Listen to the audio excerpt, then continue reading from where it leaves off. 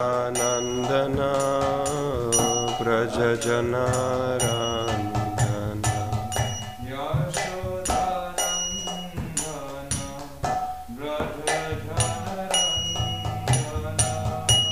Yashodanandana Brajajana Randana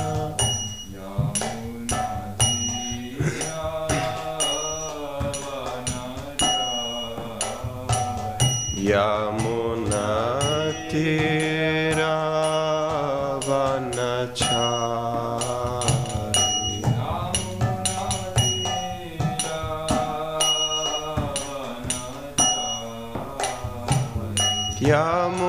Yamunatira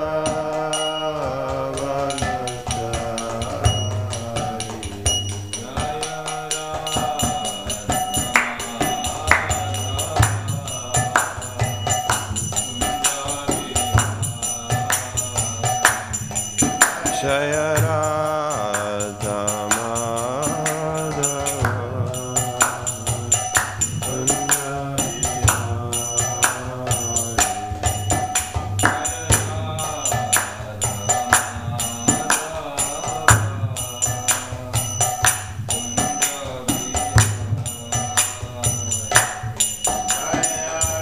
Radha Madhava Kunda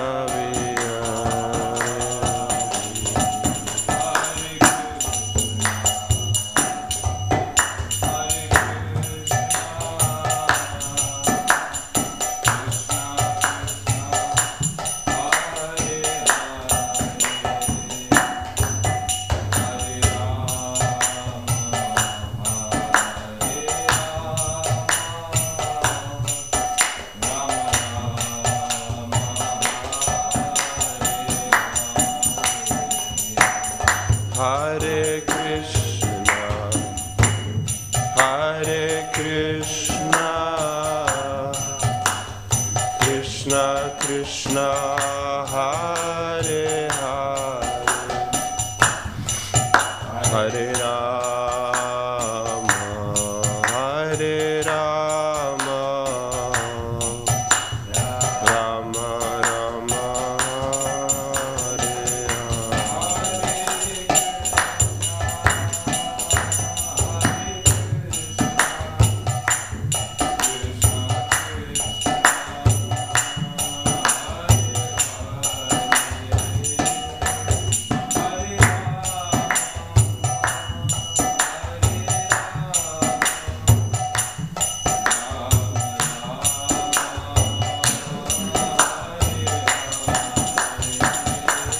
Hare Krishna, Hare Krishna,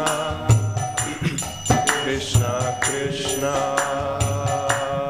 Hare Hare, Hare Rama, Hare Rama, Rama Rama, Hare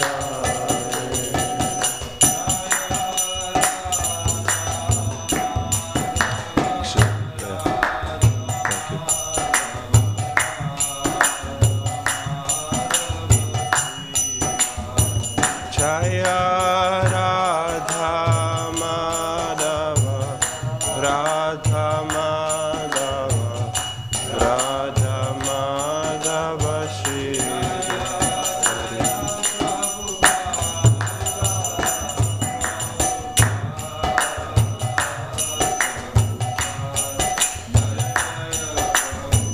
Jaya Jaya Prabhupada.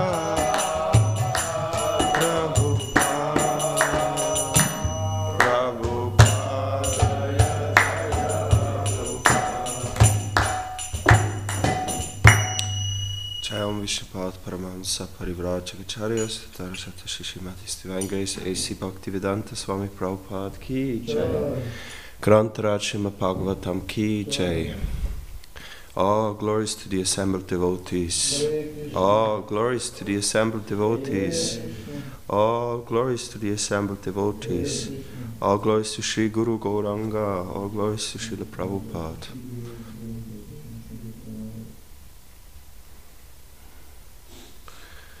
We're reading from Srimad Bhagavatam, Canto 4, Chapter 25, Text 4.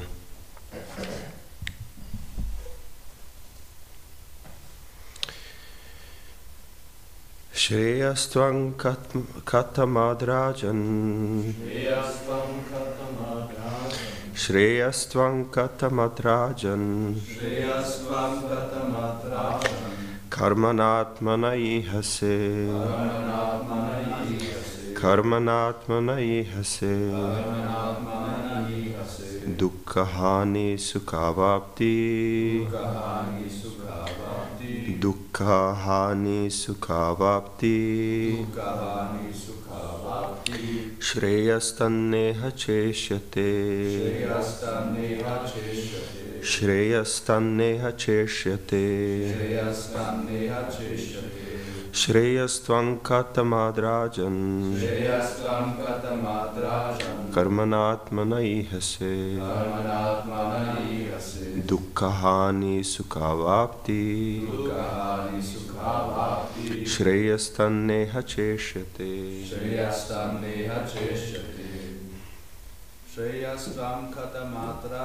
Shreyastvam katamadrajan Karmanatmana ihase Dukkahani sukhavapti Shreyastanneha cheshyate Shreyastvam katamadrajan Karmanatmana ihase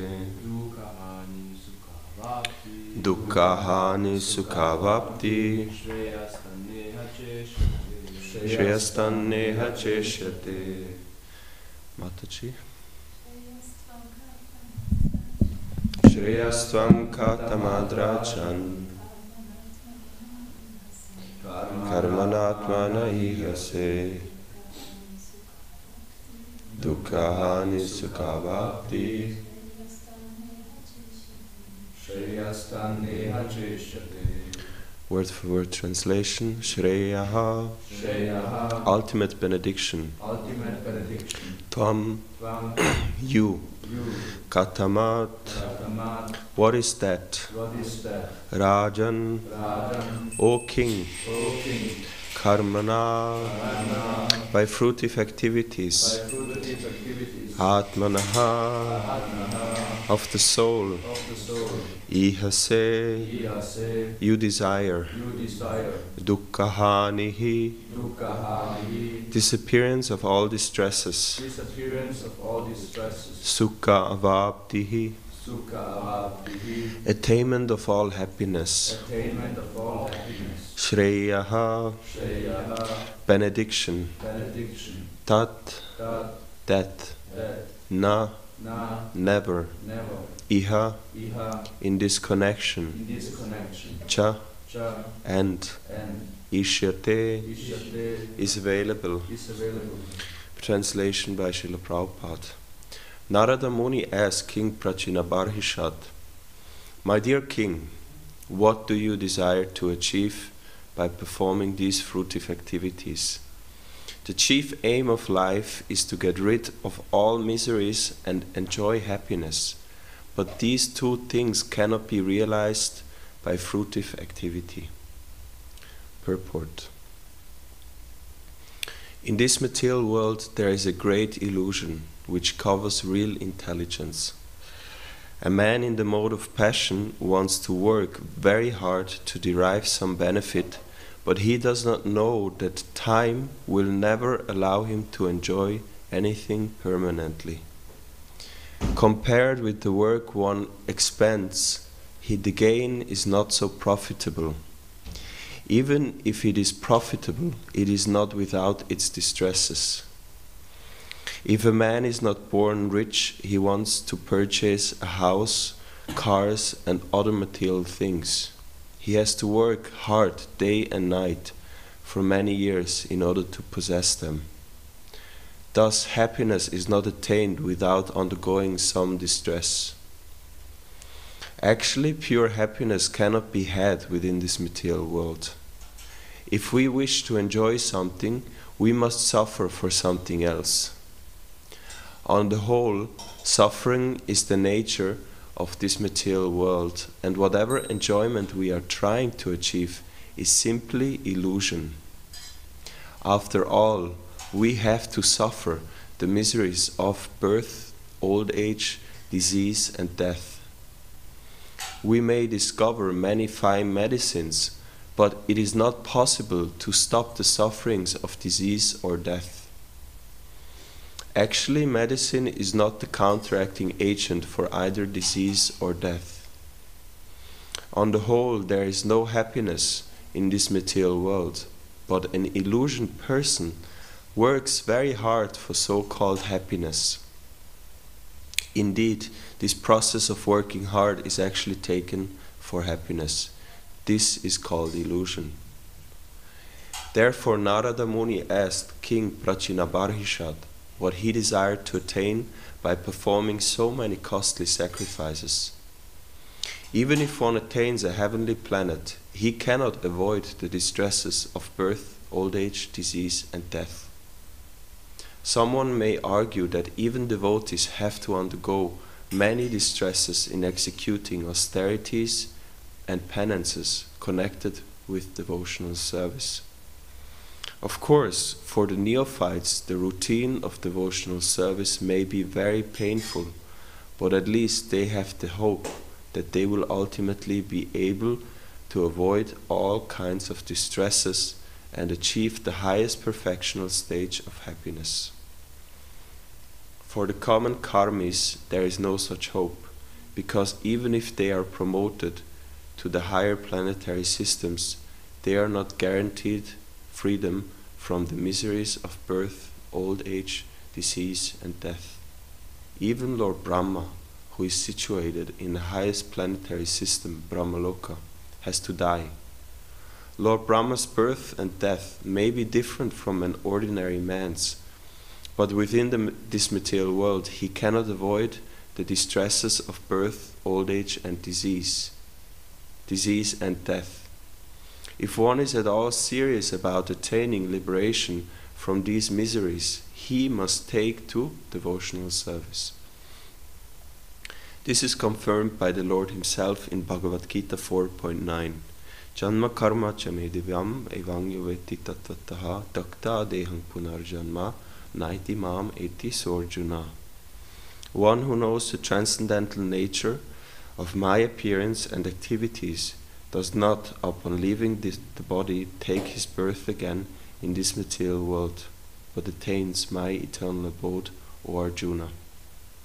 Thus, after attaining full Krishna consciousness, the devotee does not return to this material world after death. He goes back home, back to Godhead. That is the perfection, that is the perfect stage of happiness, unblemished by any trace of distress. Om Jnana Timirandhasya Gyananjana Shalakaya Chakshurum Militam Yena Tasmai Shri Gurve Namaha. Shri Chaitanya Manobishtam Stapitang Yena Bhutale Swayam Rupa Kadamayam Dadati Swapadantikam Vandehang Shri Guru Shri Yuta Padakamalam Shri Gurun Vaishnavangscha Shri Rupam Sagrajatam Sahagana Raghunatang Vitang Tvang Sajivam Sadvaitang Savadutang Parijana Sahitam Krishna Chaitanya Devam Shri Radha Krishna Padan Sahagana Lalita Shri Vishakhanvitangscha. He Krishna Karuna Sindhu Dina Bandhu Jagatpate Gopesha Gopika Kanta Radha Kanta Namostute Tapta Kanchana Gourangi Radhe Vrindavaneshwari Vrishabhanu Sute Devi Pranamami Hari Priye Vanchakalpa Tarubhyascha Kripa Sindhubhevacha Patitanam Pavanebhyo Vaishnavebhyo Namo Namaha. Jai Shri Krishna Chaitanya Prabhu Nityananda Shri Advaita Gadadhar Shiva Sadi Gaura Bhakta Vrinda.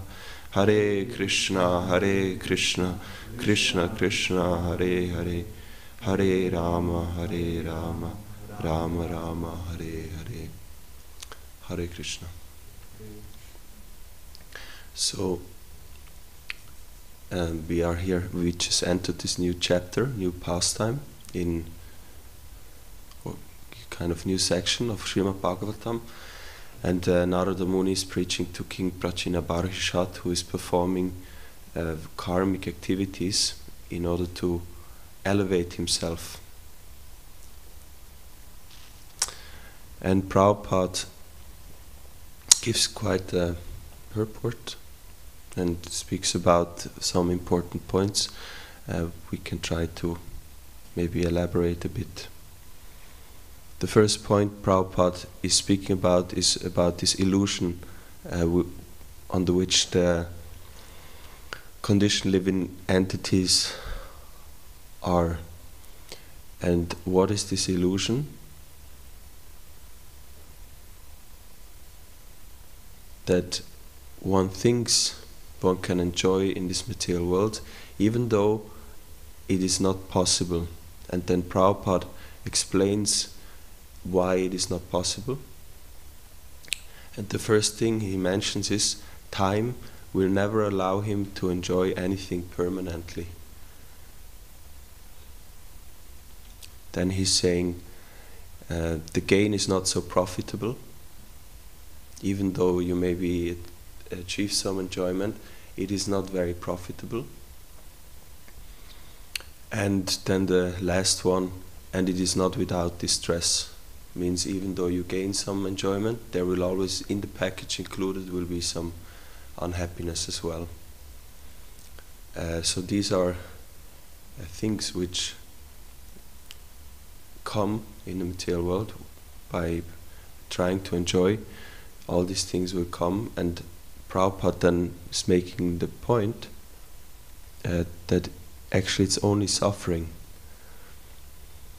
And Krishna, he says in Bhagavad Gita, Dukhalayam Shashvatam Abrahma Bhuvana Loka, that this material world from up till down, it's all a place of suffering. It's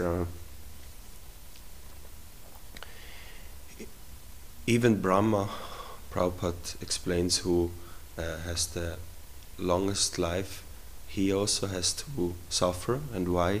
Because he's also subject to death. He's also subject to these 4 faults of material life, which are also described by Krishna in Bhagavad Gita. Janma, Mrityu Jara Vyadi, Dukkha Dosha Anudarshanam. That actually only if somebody sees these 4 faults in material existence, then he has real knowledge. But the problem is that we are illusioned. All the living entities in this material world are illusioned, and they forget this fact. Yudhishthira Maharaj, he said, the most astonishing thing in this world is that everybody sees how people are dying constantly. Relatives are dying, family members are dying, but somehow or other we tend to forget that I'm also supposed to die one day. Was it last year? Yeah, last year I remember 2 people died in my kind of close relatives, and I was twice at the deathbed, and it was very unexpected.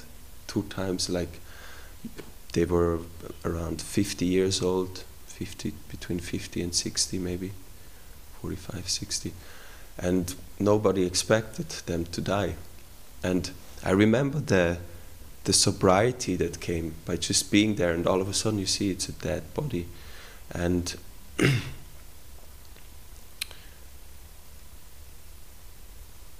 the first time it was a person who I felt was kind of close, and then it affected me. I was affected by that. But then after 1 week, life goes on and you forget. But at that time I was so conscious about the fact that, hey, everybody has to go and it can happen in no time. So that's the problem, that illusion. So most of the human beings, actually most of the living entities, lower species, they live in a way that they don't even understand, that they just live day by day, try to enjoy, and one day they die. But then the human beings, they have some understanding, they can look ahead. But even in the human society, very few of them actually come to the point where they feel, hey, I have to understand, why do I have to suffer like this? And of course, all of us, we are here because to some extent we have understood that problem.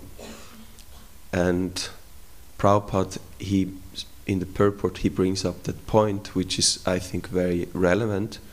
He says here, someone may argue that even devotees have to undergo many distresses in executing austerities and penances connected with devotional service.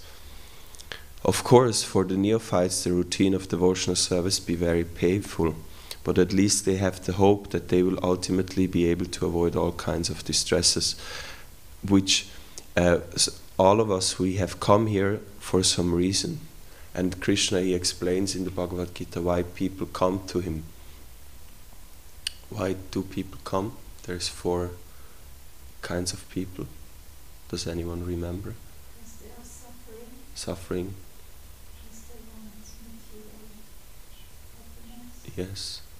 Because they are inquisitive. Yes. Because they want to know the absolute truth. Yes. And these 4 kinds of people, you can kind of, how to say, depending on what modes are prominent, then the reason of coming to Krishna will be different. One in Tamagun, affected by Tamagun, the main reason is because I want to get rid of my suffering. Somebody in Rajgun sees, oh, there is something, Krishna is very wealthy, he's the Supreme Lord, and I can see the devotees also, they have a good life, so they come in order to adopt something so that they can also enjoy it properly. And then the Sattva Guni, he's inquisitive, no? He's after knowledge. And then the one who is the highest, Krishna says, the one who is very dear is in knowledge. And he's actually even, one can say, somebody who is in knowledge, he's on a transcendental platform. So why did we come? Well, like if you look at your life, of course, some, they got born into this movement. So, different story altogether. But we who made a conscious decision to join, if you look back, what was the reason? Manu? I would say I was really searching since many years already. Many books I read about spiritual topics and all this. What is the truth? Why we are here? And I think mixed with suffering. So some inquisitiveness? No more searching after absolute truth. Searching for the absolute truth. Mixed with suffering. Mixed with suffering. Okay, of course, Krishna Premarupa Prabhu, he was searcher for absolute truth from young age. I think it's a very honest answer. I think it's everyone is mutually Yeah. suffering instead. Because if everything would have just been perfect, then you may just go along. Yes. Yeah, true. And we know the modes, Krishna explains, the modes are always mixed. They are not never isolated, but sometimes one mode is more prominent than another time this. And so it is very individual what kind of modes are active. And definitely, I think those who come to Krishna consciousness and they actually, you can see they are serious, they also bring some connection to the absolute truth with them, and suffering or whatever is just catalyst to bring them to the point. Lakshmipad, do you need something?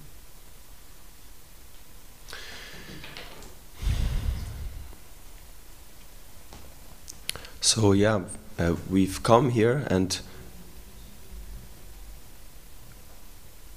we have different motivations, but for most, this more, let's say, more tamasic motivation of wanting to get rid of suffering is vibrating also. And Prabhupada brings up the point, so we want to get rid of suffering, but then when we perform devotional service, you also see that it's difficult.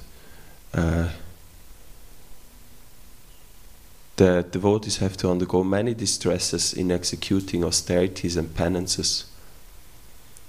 And then Prabhupada says, for the neophytes, the routine of devotional service may be very painful. So he's saying that it's actually only because somebody is a neophyte, because Krishna consciousness, Krishna says in Bhagavad Gita, it's susukam, it's joyfully performed. But the problem is we, being conditioned by the modes, we don't experience that sukha. We experience our conditioned nature and the conditioning of the mind and the body, which are giving us suffering. Sometimes we feel like this morning I felt sore throat, and you can hear my voice. I don't know if it was because we ate so many puris yesterday. Probably overeating. Prabhupada said if you overeat, then you have to suffer. The next day you have to fast. And so then the body, is putting us down, and or the mind. Sometimes we want to do something else. Oh, I don't want to chant now. I want to go out for the walk and enjoy the sunlight. Go to the museum, see the new exhibition in the Kunsthaus. So that's giving us suffering. Then we feel, oh, I have to do it, and I have to get up early, and all these things. But it's the conditioning of the neophyte. When one becomes more advanced, then the Krishna consciousness is so strong that even though externally the situation might be painful, or as Prabhupada says, it's connected with distress, like, having to get up early, take a cold shower, sitting for a long time, doing physical work. This is all naturally, it's distress, apparently distress. But why is it for the more advanced devotee, why is it not distress anymore?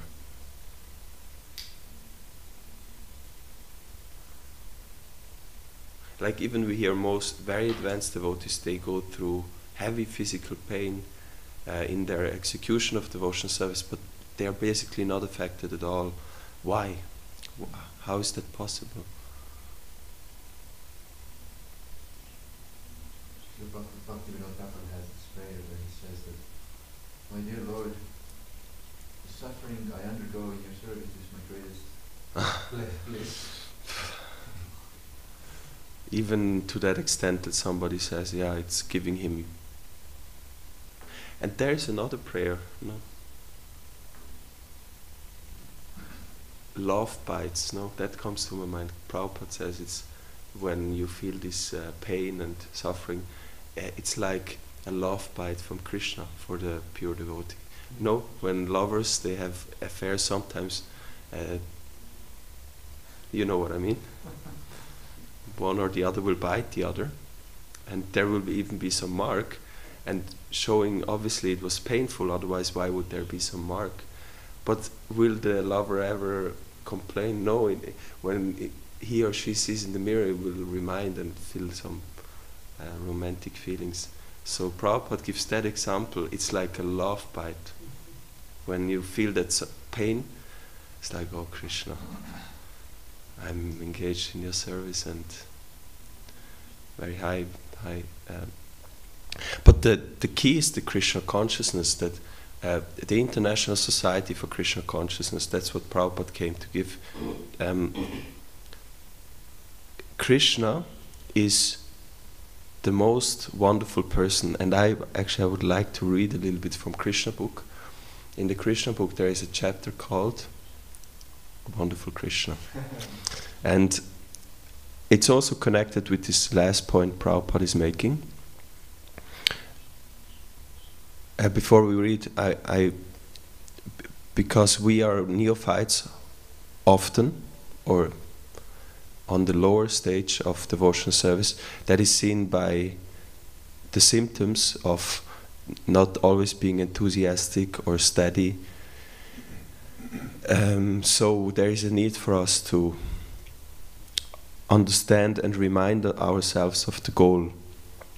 Prabhupada in New Vrindavan once said, when he installed Radha Krishna deities on the farm, and we know it was very austere on the farm. No, we were speaking a few days ago about Atmanivedan Swami.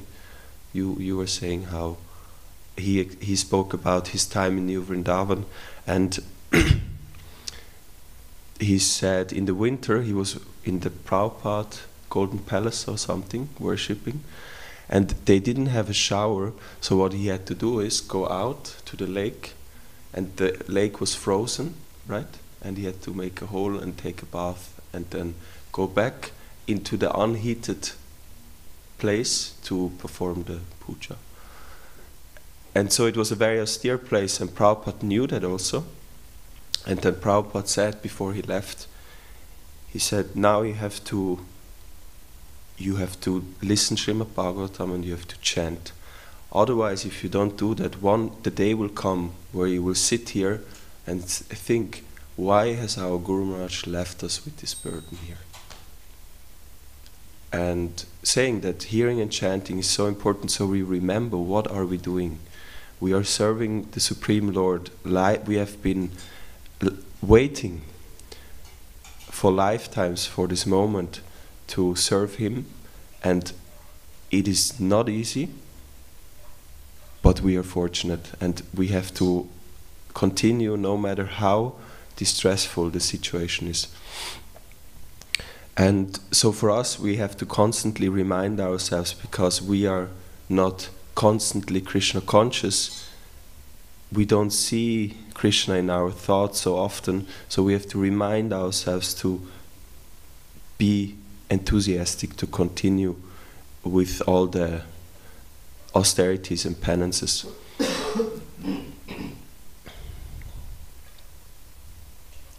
And let's hear a little bit about wonderful Krishna.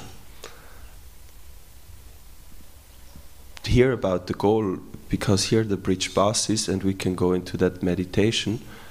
The bridge basis, they are speaking from personal experience, means these things they are describing, they have seen these things. All the wonderful things Krishna has done, they have seen it with their own eyes. And now they are describing. Without understanding the intricacies of Krishna, the Supreme Personality of God, and without knowing His uncommon spiritual opulences, the innocent cowherd boys and men of Vrindavan began to discuss His wonderful activities, which surpass the activities of all men. One of them said, "My dear friends, considering His wonderful activities, how is it possible that such an uncommon boy would come and live with us in Vrindavan? It is really not possible. Just imagine, he is now only 7 years old. How is it possible for him to lift Govardhan Hill in one hand and hold it up just as the king of elephants holds a lotus flower? To lift a lotus flower is a most insignificant thing for an elephant. And similarly, Krishna lifted Govardhan Hill without exertion. When he was simply a small baby and could not even see properly, he killed a great demon, Putana. While sucking her breast, he also sucked out her life air. Krishna killed the Putana demon exactly as eternal time kills a living creature in due course. When he was only 3 months old, he was sleeping underneath a hand-driven cart. Being hungry for his mother's breast, he began to cry and throw his legs upwards. And from the kicking of his small feet, the cart immediately broke apart and fell to pieces. When he was only 1 year old, he was carried away by the Trinavarta demon, disguised as a whirlwind. And although he was taken very high in the sky, he simply hung on the neck of the demon and forced him to fall from the sky and immediately die. Once his mother, being disturbed by his stealing butter, tied him to a wooden mortar, and the child pulled it toward a pair of trees known as Yamal Arjun, and caused them to fall. Once when he was engaged in tending the calves in the forest along with his elder brother Balaram, a demon named Bakasura appeared, and Krishna at once bifurcated the demon's beak. When the demon known as Vatsasura entered among the calves tended by Krishna with a desire to kill him, he immediately detected the demon, killed him and threw him into a tree. When Krishna along with his brother Balaram entered the Talavan forest, the demon known as Dhenukasura in the shape of an ass attacked them and was immediately killed by Balaram, who caught his hind legs and threw him into a palm tree. Although the Dhenukasura demon was assisted by his cohorts, also in the shape of asses, all were killed, and the Talavan forest was then open for the use of the animals and inhabitants of Vrindavan. When Pralambasura entered amongst Krishna's coward boyfriends, Krishna caused him to be killed by Balaram. Thereafter Krishna saved his friends and cows from a severe forest fire, and he chastised the Kaliya serpent in the lake of the Yamuna river and forced him to leave the vicinity of the Yamuna. He thereby made the water of the Yamuna poisonless. While I'm reading, I'm just thinking about one thing, how Prabhupada gave the Krishna book with Krishna's activities for a reason. No, he wanted the devotees to have access, even though he might leave before, and this actually happened. He left before he could complete the 10th canto. And we hear that Krishna's pastimes are most relishable, most sweet, but then we often don't feel the taste to hear about his pastimes. No, it's like, oh, it's just killing demons, and it's like, yeah. And while reading, I was just thinking about, I think some of you have this experience now going to the Holy Dham and actually visiting these places like Kaliya Ghat. There is a Talavan, all these places exist. Or if you go to Mahavan, there is the place where Yashoda bound Krishna on the mortar. All these places are there, and like Sutapa Prabhu, he spoke about this, know how when you sing a song and you go deeper and deeper into that song by, for example, if you sing the Mangal Artist tune, you know so much depth behind who wrote that song, who was it written for, and you know all these aspects, then you can go deep. So I think it's something the devotee has to endeavor to do whatever he or she can to get access to Krishna and his pastimes. Meaning, it's not just, yeah, I buy a book and now I have the book and now Krishna will reveal himself. So many have bought Prabhupada's books, but they never had the access to. Meaning, the access is ultimately given by Krishna himself. And just lately also, I'm sharing personally, I've been, somehow I always had this interest to visit these holy places, and because I could see how it deepens my own Krishna consciousness. Be it the pastime places of Krishna or of Prabhupada or Chaitanya Mahaprabhu, I found it always very nourishing to go there and meditate and actually understanding, because when we go there, what do we understand? This is not fiction. This is not fiction, what is written in these books. It's real, it's reality. And the last few days I've been doing some research about Mahabharata, and also connected with Krishna book and his pastimes, how it is not so long ago, it's like 5,000 years ago. According to some scholars who try to find proof when that happened, it was in some scholars, astrologers, they said Krishna's birthday was in 3228 BC, according to the astrological informations we get from the books. Astrologers went to see the different constellations, and they came to this day in this year. And then they even calculated, the beginning of the Kurukshetra war, the passing away of Krishna, and all these dates, they tried to put them together. And even in the history of the Vedic history, they have some information about, for example, especially Mahabharata is the focus there, Hastinapur, there's a city excavated, Hastinapur, where you can go and you can actually see that such a place existed. Or Dwaraka, Kurukshetra, these are all historical places. And that's something I wanted to share, that we can endeavor to really meditate about these things and understand Krishna was here 5,000 years ago. He was walking on this planet, and he was lifting Govardhan Hill. He was doing all these things, and we missed him, but we get such an opportunity to hear about it, and then what will naturally happen if we have this faith, we develop this faith, then we want to hear more. When we listen to the activities, then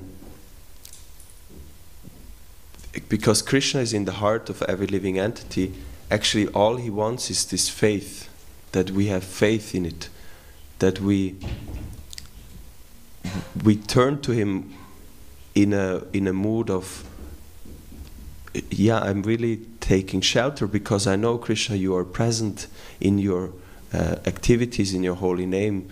And then Krishna being in the heart, when he sees that, he will actually reveal himself. It's a very mystical process, but that's how it works.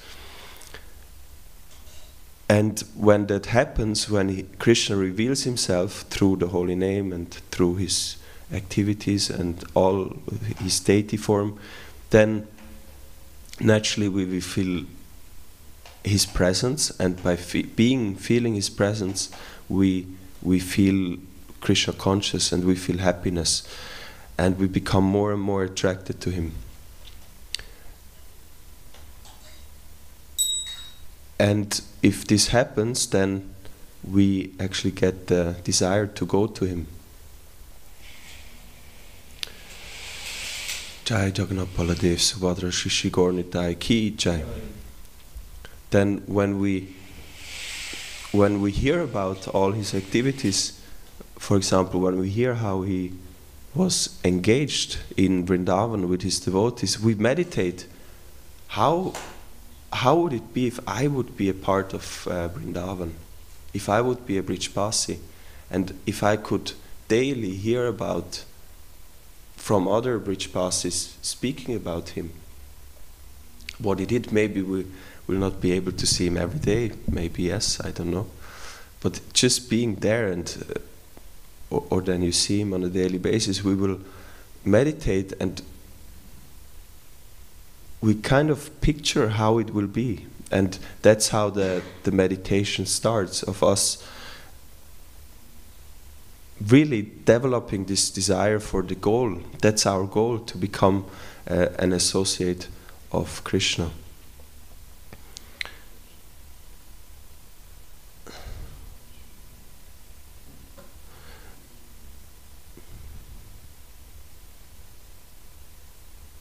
And Prabhupada, he mentions in the last part of the purport, Chamma karma chame divyang evang yuveti tattataha tyakta dehang punarjanma naiti mam eti sorjuna. That it's almost, Krishna explains how one can leave this material world behind. You know, we were speaking about this birth, death, old age and disease. We are suffering, we try to enjoy, but actually we are suffering. And so just by knowing his activities in truth, we can go there. And how do we know them? By hearing about the activities and by really absorbing. And again, it's not so, it's tattvataha. It means in truth. It's not just memorizing some informations and then that's enough. No, it means tattvata. That you have to really understand the activities, and then we again come to the point, we can only understand his activities when Krishna wants us to understand. So we have to approach it in a devotional attitude, and that means we have to have this greed that I want to understand, I want to know Krishna. And so basically that process, we hear that sometimes the goal and the way how to attain the goal is basically the same. Like we chant the holy name to attain Krishna, but the holy name is Krishna. So we hear his pastimes to go to the place where he is, and we realize we end up in the place where he is by hearing his pastimes. Because Prabhupada and the Acharyas explained, his pastimes are nitya, nitya lila. They are eternally going on, meaning by hearing in the right consciousness, you somehow get connected to these nitya pastimes which are happening right now. And so that's the importance of hearing about Krishna in order for us to, as neophytes, devotees who are practicing sadhana bhakti, to always remember the goal and in this way be able to overcome the difficulties in the execution of devotional service and be inspired. And yeah, we should, now that we came here, we are connected to Prabhupada's teachings, we should really we should understand it's a great opportunity and it's not for granted. Meaning Krishna, he gives devotional service very rarely. Because by giving devotional service, Krishna, he basically gives himself. And he only gives himself if somebody is qualified to have that relationship with him. So we should, now that we came here, even though we had some other motives, we should use the opportunity to understand the gift of Krishna consciousness. And then, even though we maybe realize all of a sudden after a few years of practice that, hey, I'm actually quite happy now. No, I'm more peaceful, and even my body works properly, and I have good relationships with people, and why not just, switching a gear down here and taking it more easy? Maybe I can go out and do this and that. The world has so much to offer. You can go travel a bit, explore the world and do this and that. Because that's what happens. Maya, as long as we are not pure devotees, Maya comes in and will offer us so many opportunities. And that's the test. Maya is testing us. Are we really sincere? Do we really want Krishna? And Krishna, he's called Wonderful Krishna because there is nobody who is more wonderful, and that we really, a serious devotee has to understand very soon, or in the very beginning, that what Prabhupada gave and what we aspire for, it's actually not so easy. It's to have a loving relationship with Krishna, especially in Vrindavan. I mean, you can read about the Brijbasis. They are surrendered totally to him, meaning they don't care a fig about the opinion of others. I was speaking yesterday about, meaning they only care about their Ishtadev, whoever their Ishtadev is. It might be Radharani, or Krishna himself, and whoever is their guru in the spiritual world. They only care about that. And they are willing to leave behind their family, their friends, and their whole society just to please Krishna. And at least by theoretically understanding that, we can prepare ourselves mentally that if we want to go there, we also have to cultivate that attitude. And then we are willing to do it, to practice it in this world. Meaning, we can anticipate that there will be situations in this life, if we are serious to go to Krishna, where we will be tested. Where is our faith? Do we have faith in the mundane setup, in the society, in the people, mundane opinions, or do we have faith in the Guru and Krishna? And it might be very difficult and painful to make these kind of steps towards Krishna, but we can imagine how pleased Krishna is with somebody who has the courage to surrender to him and leave behind all these mundane attachments. And I want to end here. I remember some time when I was traveling with His Holiness Bhakti Charmach, then one devotee wrote to me, disciple of Jayapataka Maharaj, and he was telling me, can you please go and ask Guru Maharaj about that verse he's always quoting, or he likes to quote. And I remember the translation, but I don't know where it comes from. And I remember I was so shy, because often when I was with him, I saw he was so busy, I would never go to him and ask for... I always had this mood, I don't want to disturb him, because he's so busy. And so I actually never asked him, and I regret I didn't do that. And the verse was, even if the whole world spits at me, if Krishna is happy, my life is successful. And Guru Maharaj liked to quote that verse, making the point that's the standard of surrender a devotee has to cultivate in order to become eligible to enter Vrindavan. And there I find it very inspiring that we have such devotees in our movement who surrender completely, and they don't care about mundane mundane opinions and all these things which are actually often contrary to pure devotional service. So, Hare Krishna. I would like to end here. It's 8:30, so no comments, no questions today. And yes, Dina Dayal Prabhu. So in Shivaram Swami this is his main point in Srila Bhakti Down, analyzing the faith, pure faith and mixed belief that we mentioned about. Where do we put our faith? So, oh, sorry, there's no mic.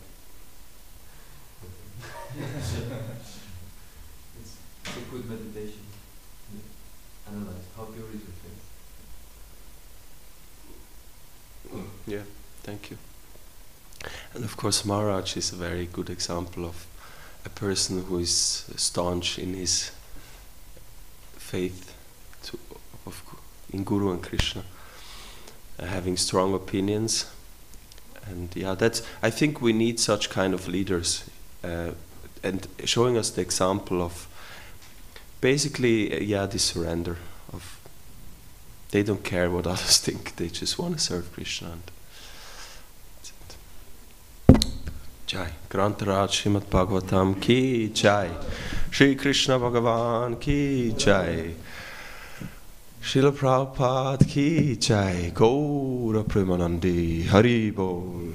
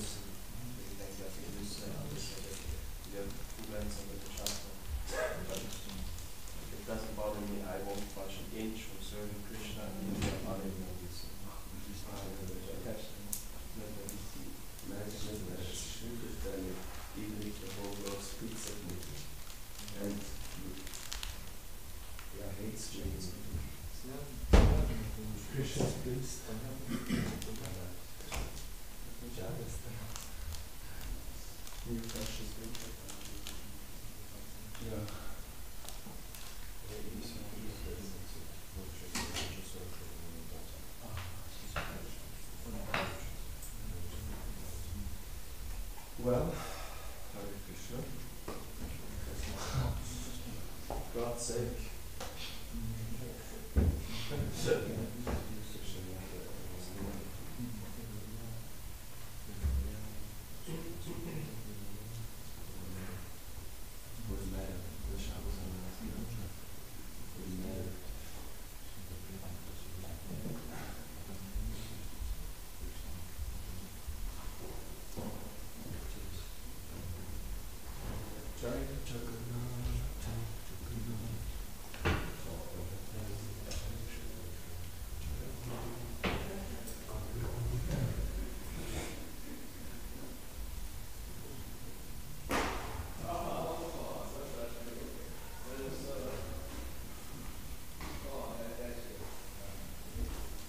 Yeah.